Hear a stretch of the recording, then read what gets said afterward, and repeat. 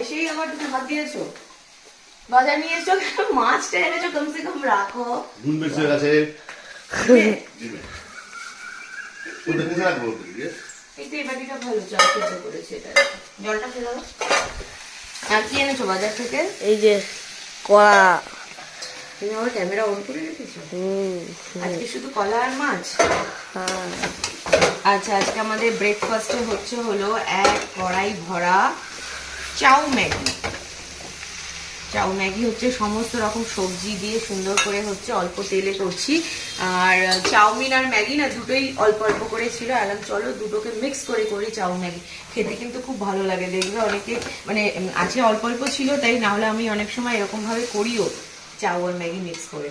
তো মোটামুটি চাউটা একটু মিক্স করবো, এর মধ্যে ডিমটা দেবো। আর এইদিকে কি এনেছো আজকে রিওর জন্য? রুই মাছ। এই কালকের ওই রুই চারা না?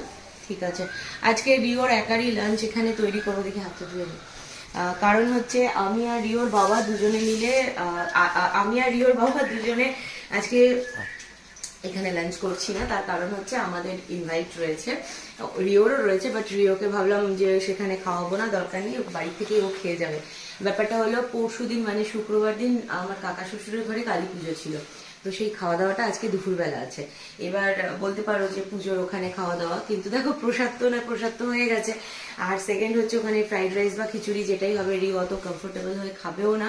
আর তার সঙ্গে সঙ্গে হচ্ছে ওর যেহেতু মানে শরীরটা দুদিন হলো খারাপও রয়েছে, কালকে আবার পরীক্ষা আছে। কালকে কি জানো রিও? কম্পিউটার না?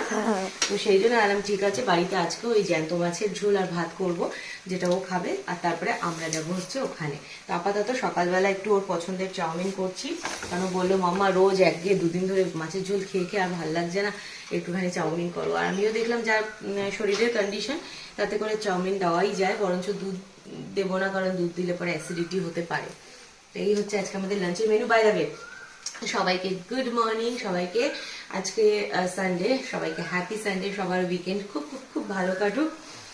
রিও তুমি একটু সবাইকে বলে দাও হ্যাপি সানডে। Happy Sunday. তো এই হচ্ছে আপাতত, চলো টাটা।